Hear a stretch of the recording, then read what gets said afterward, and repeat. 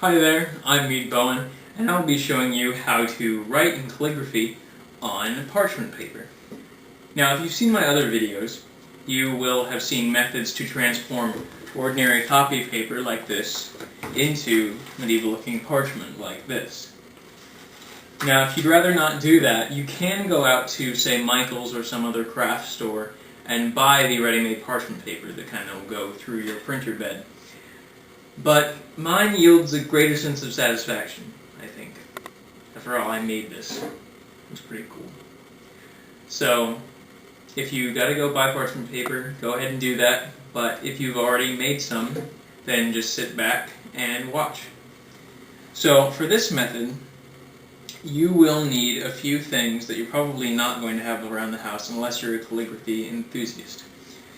You will need a dip pen and nib set. I like the dip pens better. You can get some where you load the ink cartridge into the pen itself, but this sort of ink that you use for it is more permanent and it looks more authentic, which is what we're going for. So I would get a set of these. And sometimes they come with an instructional booklet like this. I bought this separately, but if you get one, say the Speedball brand, they should have a manuscript instructional booklet with it. And finally, you'll need your ink.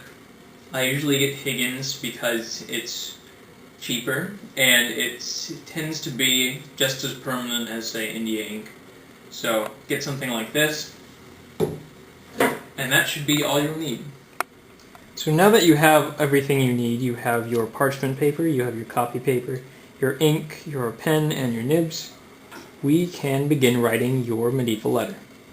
Now, what you might want to do beforehand is write out what you plan to write on a separate sheet of paper. In fact, you can even practice your calligraphy on it, as I've done here. If it also helps you to be able to trace the lines of the calligraphy, you might want to write them out in pen, and then dip your pen in the ink and trace over them, and then later on you can erase any errant pencil marks. So, what you have here is your nib, and you want to pick one that looks like the size you want for your calligraphy marks, because this nib right here is about the same size as this one.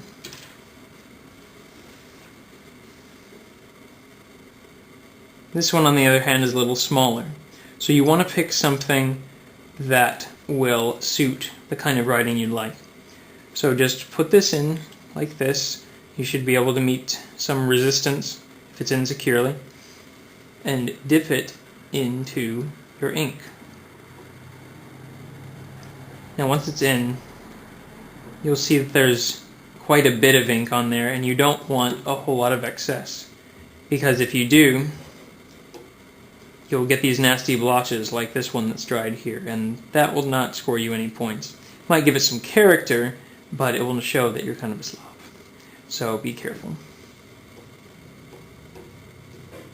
Now, once that's rid of all the excess ink, you want to put this pen to the paper and put it at an angle here. You don't want to have it vertical nor horizontal, but at, say, a 45-degree angle, and that will be the proper angle to start writing your calligraphy.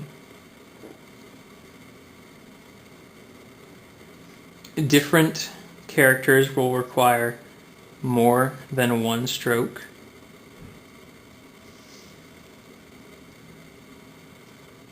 And if you're careful, you should be able to write your entire letter without making any mistakes.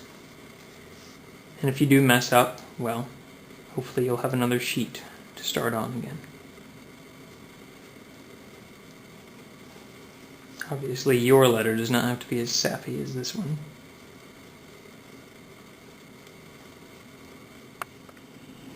Voila! Your very own medieval letter to give to your beloved as you see fit. If the paper before you is something you might be interested in reproducing yourself, I have a few videos you might want to look at. Feel free to view them at your leisure.